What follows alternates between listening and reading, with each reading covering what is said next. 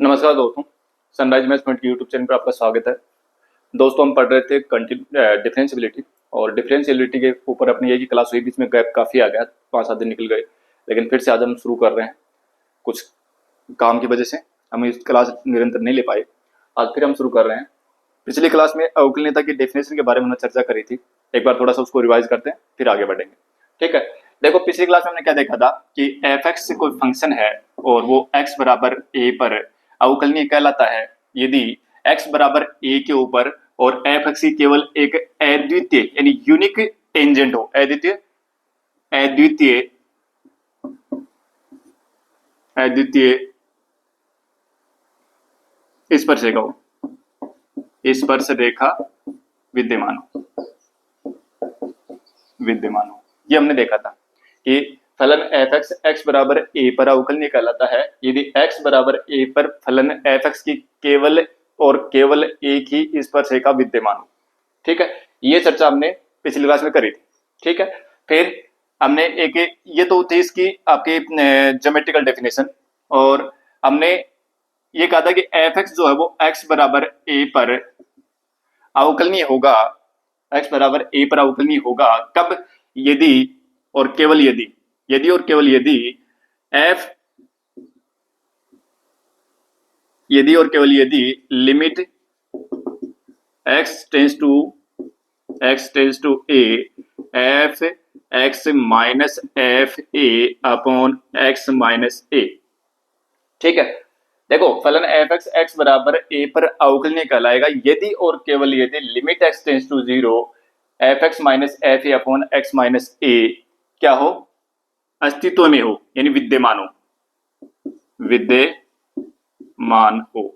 यानी अगर ये एग्जिस्ट करेगा ना, कोई फलन है एफ एक्स और एक्स बराबर ए पर अगर इस सीमा का मान विद्यमान होगा तो ये फलन जो है एफ एक्स वो एक्स बराबर ए पर अवकलनीय कहलाएगा।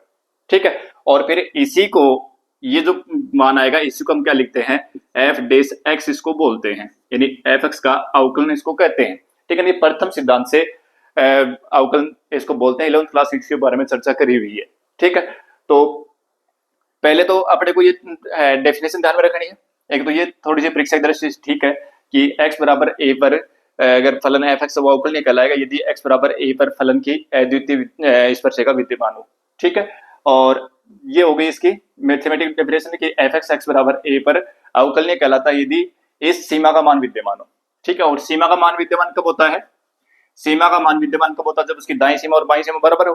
ठीक है, दाईं सीमा कैसे निकालते हैं, यानी बाईं सीमा कैसे निकालते हैं? Limit x tends to a minus f x minus f a upon x minus a और बराबर limit x tends to a plus f x minus f a upon x minus a. ये तो था कि आपकी बाईं सीमा लेफ्ट हैंड लिमिट है वो तो ऐसे निकलती है और राइट हैंड लिमिट है वो ऐसे निकलती है। ए माइनस आपकी अगर लगता है तो ये दाईं सीमा है, बाईं सीमा है, और ए प्लस लगता है तो ये दाईं सीमा है। ठीक है, और फिर देखो यदि let x is equal to a minus h अगर ले लूं मैं, ठीक है, x बराबर ए माइनस एच लूं तो देखो यानी a में से h घटाया है। ठीक है, तो देखो h टेंस टू अगर 0 हो, h टेंस टू अगर 0 तो x टेंस टू क्या हो जाएगा? a तो होगा। अगर x 0 की तरफ अग्रसर है तो x वो a की तरफ तो अग्रसर होगा। ठीक है, तो इस चीज को हम ये भी लिख सकते हैं कि लिमिट h टेंस टू 0 और एफ एक्स की जगह पे क्या करते हैं? a माइनस एच और minus f a upon a minus h और माइनस ए बराबर लिमिट h टेंस टू 0। इसमें क्या करना है? इसमें x बराबर a प्लस एच करना है, क्योंकि आपकी बाईं सीमा है ना, ये सॉरी दाईं सीमा मतलब a के ऊपर चेक कर रहा है तो a से ज्यादा के लिए तो a प्लस एच ले लिया, नहीं x बराबर हमने a प्लस एच ले लिया। तो यहाँ अगर h टेंस टू 0 लेंगे तो x टेंस टू क्या हो जाएगा? a की तरफ तो जाएगा। ठीक है, तो h tends to 0 f a plus h minus f a upon a plus h और माइनस ए से ए कैंसिल हो गया, यहाँ a से a कैंसिल हो गया। ठीक है, अब देखो क्या आएगा? Limit h tends to 0 f a minus h minus f a upon minus h, और ये क्या हो गया? लिमिट h टेंस टू 0 और F a plus h minus f a upon H. ये जो था इसको हम बोल रहे थे left handed derivative, L H D, यानी लेफ्ट हैंड डेरिवेटिव। इसको क्या बोल रहे थे? Right hand derivative. ये बात हम कर चुके हैं कि पिछली क्लास में हमने इसको लेफ्ट हैंड डेरिवेटिव कहा था और इसको हमने कहा था राइट हैंड डेरिवेटिव। अगर किसी फलन के लिए और किसी बिंदु के ऊपर लेफ्ट हैंड डेरिवेटिव और राइट हैंड डेरिवेटिव का मान अगर बराबर आता है तो हम कहेंगे वो फलन जो है वो उस बिंदु पर अवकलनीय है। ठीक है, ये चर्चा हमने पिछली क्लास में कर ली थी। अब देखो थोड़ा सा बढ़ते हैं आगे और आज हम कुछ एक प्रश्न करते हैं।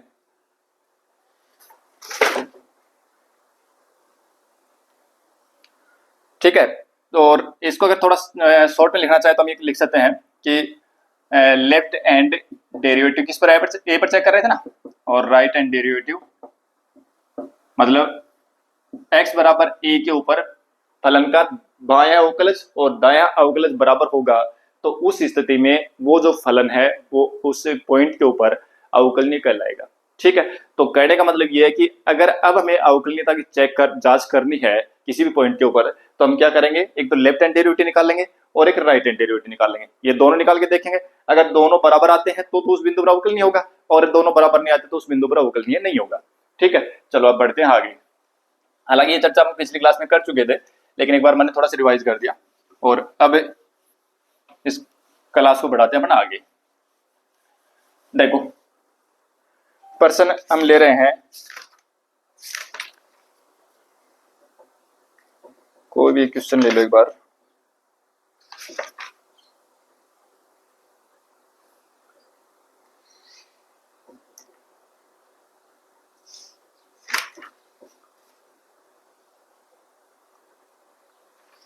देखो एक प्रश्न ये लेते हैं अपन, शायद इस टाइप का क्वेश्चन पीछे भी करवाया था। क्वेश्चन ले लिया हमने, एफ एक्स बराबर mode of x minus A plus mode of x minus 2 का अंतराल 0-2 में अवकलनीयता का परीक्षण कीजिए। एक आपको इंटरवल दे रखा है कि अंतराल 0-2 में अवकलनीयता की जांच करो का परीक्षण कीजिए, परीक्षण करना पड़ेगा। ठीक है, कि इस अंतराल के अंदर ये जो फंक्शन है ये अवकलनीय है या नहीं है। ठीक है, तो देखो पिछली क्लास में मैंने बताया था कि मॉडुलस फंक्शन के अंदर क्या होता है कि एक कोना बनता है। जब हम उसका ग्राफ खींचते हैं तो एक कोना बनता है। किसी भी ग्राफ के अंदर अगर कोना बन जाए तो उस कॉर्नर पॉइंट के ऊपर वो फंक्शन कभी भी आपका डिफरेंशिएबल नहीं होगा। ये पिछली क्लास जो थी उसमें मैंने बताया था। ठीक है, तो देखो कहाँ का वो कोना बनेगा। पहले तो एक काम करते हैं कि इस प्रकार के जो आपके मापांक फलन जो है ना उसको हमें सामान्य फलन के रूप में लिखेंगे इसको इस तरीके से। ठीक है, अब देखो क्या तरीका था कि आप इनको 0 बराबर रख के x का मान निकाल लो। तो x बराबर 0 अगर रखते हैं तो एक तो देखो यहाँ से तो मिलेगा अपने को x का मान 1 और यहाँ से मिलेगा x का मान 2। ठीक है, इस संख्या को 3 भागों में बांट लो। ये तो गया माइनस अनंत से लेके 1 तक या 1 से छोटे मानों के लिए, ये 1 और 2 के बीच में, और ये 2 से बड़े मानों के लिए। ठीक है, तो देखो 1 से छोटे मानों के लिए यानी x का मान अगर 1 से छोटा ले, 1 से छोटा ले मतलब x का मान 1 से छोटा मतलब आधा ले ले, 1/2 ले ले। तो 1/2 लेंगे तो 1/2 में से घटाएंगे तो माइनस का आधा बचेगा, मतलब ये तो आएगा माइनस में। और 1/2 और -2, 1/2 में से अगर 2 घटाओगे तो माइनस का 1.5 बचेगा, वो भी माइनस में आएगा। मतलब ये भी माइनस में ये भी माइनस में। कब? जब x का मान 1 से छोटा है। ठीक है, तो दोनों माइनस में आएंगे, दोनों माइनस में आएंगे तो इसको क्या लिखेंगे, -x-1 और फिर -x-2 ऐसे तो लिखेंगे। और फिर इसको थोड़ा सोल्व करके लिखेंगे तो ये -x के 2x बनेंगे और प्लस का 1 प्लस का 2 प्लस के 3 बनेंगे। यानी अगर x का मान 1 से छोटा है, अगर x का मान 1 से छोटा है तो उस समय f(x) का मान ये आएगा। ठीक है, इसी प्रकार से अगर x का मान 1 और 2 के बीच में है, 1 और 2 के बीच में मतलब 1 से तो बड़ा, 1 से बड़ा तो जैसे मान लो कि x का मान अगर 1.5 रखें तो 1.5 में से 1 हटाओगे तो आधा बचेगा प्लस का। ठीक है, तो ये तो आएगा प्लस में। और यहाँ 1.5 रखें तो 1.5 में से 2 हटाओगे तो माइनस का आधा बचेगा, तो ये आएगा माइनस में। तो उस स्थिति में ये तो जाएगा x-1 तो होगा प्लस का और आगे वाला आएगा माइनस का। ठीक है, अब सोल्व करो इसको, x में से x घटाओगे तो ये तो जाएगा 0, माइनस का 1 और प्लस का 2 कितना आ गया, 1 ही तो आएगा। कब? जब x का मान 1 से तो हो बड़ा और 2 से हो छोटा। ठीक है, अगर x का मान 2 से बड़ा हो, अगर x का मान 2 से बड़ा हो, ठीक है ना। x का मान अगर 2 से बड़ा हो तो 2 से बड़ा उस स्थिति में 2 में से घटाओगे तो ये प्लस में बचेगा। 2 में से अगर सॉरी 2 से बड़ा तो 2 से बड़ा मतलब 3 ले ले, 3 में से घटाएंगे तो ये भी प्लस में, ये भी प्लस में, सारे प्लस में आएंगे। तो उस स्थिति में यानी x से minus 2 sorry x minus 1 plus x minus 2 कितना आ जाएगा 2x माइनस 3।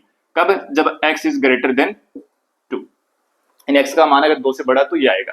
ठीक है, बराबर का चिन्ह लगाने के लिए कहीं पे लगा सकते हो, यहां लगा दो आप, कोई दिक्कत नहीं है। ठीक है, अब देखो ये जो फलन है ना, ये अगर ध्यान से देखें तो ये और ये आपको यहां से ये जो फलन दिख रहा है ये क्या है, f(x) का मान ये आ रहा है माइनस 2x प्लस 3, तो ये आपका बीजगणितीय बहुपद फलन है। ठीक है, और बीजगणितीय बहुपद फलन मतलब ये एक, अगर हम ध्यान से देखें तो f(x) बराबर माइनस 2x से माइनस 2x प्लस 3। ठीक है, यानी अगर f(x) से की जगह अगर मैं y करूं यानी y बराबर माइनस 2x प्लस 3, तो ये एक रेखा का समीकरण हो गया, एक रेखा का समीकरण है, सरल रेखा समीकरण है। और सरल रेखा जब भी हम ड्रॉ करते हैं तो वो क्या आती है, इस प्रकार की स्ट्रेट लाइन आती है। ठीक है, तो इसमें तो कहीं कोना बनेगा नहीं। ठीक है, और कॉर्नर पॉइंट के ऊपर ही फलन जो वो क्या होता है आपका अवकलनीय नहीं होता, क्योंकि वहां पर एक से ज्यादा स्पर्शरेखा विद्यमान हो जाती है। ठीक है, तो इस मतलब ये हुआ कि ये जो फलन है ना, ये तो क्या हो गया आपका यानी बीजगणितीय बहुपद का फलन है। ठीक है, तो ये तो, और अगर इसका अगर आप खींचते हैं तो एक सरल रेखा आती है अपने पास से, तो ये तो क्या होगा अवकलनीय होगा। इसी प्रकार से ये भी अवकलनीय होगा, और ये अचर फलन तो अचर फलन भी अवकलनीय होगा। अब दिक्कत ये है कि ये जो फलन है ये कहीं ना कहीं किसी स्पेशल पॉइंट के ऊपर और अपनी डायरेक्शन को बदल रहा है। देखो एक से छोटे मानों के लिए फलन का मान ये है और एक से बड़े मानों के लिए फलन का मान ये है, मतलब एक के ऊपर अपना कुछ परिवर्तन दिखा रहा है। ठीक है ना, एक से अगर एक से छोटे मान x का तब तो ये इस तरीके से चलेगा, और अगर x का मान एक से बड़ा तो इस तरीके से चलेगा। इसका मतलब इसके व्यवहार में परिवर्तन आ रहा है किसके ऊपर, एक के ऊपर। तो ये जहां पर भी परिवर्तन होता है वहां पर फलन अगर या उसी पॉइंट के ऊपर ये जो फलन है ये अपन हो सकता है कि असंतत हो और हो सकता है कि अवकलनीय सॉरी असंतत हो, या हो सकता है कि अवकलनीय न हो। ठीक है, अब देखो ये बात मैं पिछली क्लास में बता चुका हूं कि अगर फलन अवकलनीय है तो संतत तो निश्चित रूप से होगा, लेकिन संतत है तो वो अवकलनीय हो ये जरूरी नहीं है। संतत है अवकलनीय हो सकता है लेकिन जरूरी नहीं है, लेकिन अवकलनीय होगा तो संतत जरूर होगा। ठीक है, तो देखो हम अभी अवकलनीयता की बात कर रहे हैं, तो अवकलनीय अगर कोई फलन किसी बिंदु पर अवकलनीय हो जाएगा तो संतत तो स्वतः ही हो जाएगा। ठीक है, अब देखो किस पर, एक तो x बराबर 1 पर चेक कर लो, x बराबर 1 पर चेक कर लो, वही संतराल में ही है 0 से 2 के बीच में। x बराबर 1 पर अगर हम चेक करें तो x बराबर 1 पर देखो पहले तो निकालते हैं अपन left hand derivative. Left hand derivative यानी लेफ्ट हैंड डेरिवेटिव इसको ऐसे लिख देंगे, x बराबर 1 पर चेक करें ना, क्या तरीका था कि लिमिट s टेंड्स टू 0 किस पर चेक कर रहे हैं, 1 पर है ना, तो 1 माइनस 0 और minus sorry 1 minus h minus f1 और अपॉन माइनस h। भाई a पर चेक कर रहे थे तो ऐसे निकाल रहे थे, किसी पॉइंट a पर चेक कर रहे थे, जब सूत्र मैंने लिखवाया था तो क्या लिखा था, left hand derivative f dash a, ऐसे लिखा था उसको, और limit s tends to 0 f a minus h minus f a upon minus h, ऐसे तो लिखा था। या a की जगह कौन आ गया, 1 आ गया, तो रखो मान लिमिट s टेंड्स टू 0 और एक से छोटे मानों के लिए, एक से छोटे मानों के लिए फलन का मान ये है, तो इसमें जहां x है वहां पर 1 माइनस h कर दो, तो माइनस 2 और 1 माइनस h और प्लस का 3। ठीक है, और माइनस f1, f1 का मान कितना है, अगर x बराबर 1 करें तो फलन का मान आ रहा है 1। ठीक है, और माइनस का h, देखो लिमिट h टेंड्स टू 0 और माइनस 2 अंदर गुणा करो, माइनस 2 और प्लस का 2h प्लस का 3 और माइनस का 2 बटे माइनस h। देखो माइनस का 1 है, माइनस 1 माइनस 2 माइनस के 3 हो गए और प्लस के 3, ये सारे कैंसिल हो गए। ठीक है, और देखो ऊपर तो प्लस का 2h है, नीचे माइनस का h है, तो ऐसे h कट जाएगा तो कितना आ जाएगा, माइनस 2 आ गया, कहीं माइनस 2 आ गया। इसी प्रकार से अगर आप राइट हैंड डेरिवेटिव निकालोगे तो वो कितना आएगा, लिमिट s टेंड्स टू 0 और f1 plus h minus f1 upon h, limit s tends to 0 और f1 प्लस h, एक से बड़े मानों के लिए, एक से बड़े मानों के लिए फलन का मान ये है ना, तो एक से बड़े मानों के लिए फलन का मान लिखो, तो 1 प्लस h, ये तो अचर फलन है तो 1 ही आएगा, और माइनस 1 और बट्टे में कितना आएगा h, यानी limit s tends to 0, limit s tends to 0 और ऊपर क्या आएगा 0 बटे h, तो पहले से 0 हो गया तो इस फलन का मान कितना आ जाएगा जीरो आ जाएगा। ठीक है, लिमिट अप्लाई करने से पहले ऊपर अंश जो वो जीरो, फलन का मान होगा जीरो। अब देखो x बराबर 1 के ऊपर है, आपने दायां अवकलज देखा, सॉरी बायां अवकलज देखा माइनस द्वारा, और दायां अवकलज देखा जीरो आ रहा है। मतलब क्या हुआ कि L f dash one does not equal to right hand derivative, ये दोनों बराबर नहीं ना, दोनों बराबर नहीं, इसका मतलब ये हुआ कि ये जो फलन है ये x बराबर 1 पर अवकलनीय नहीं है।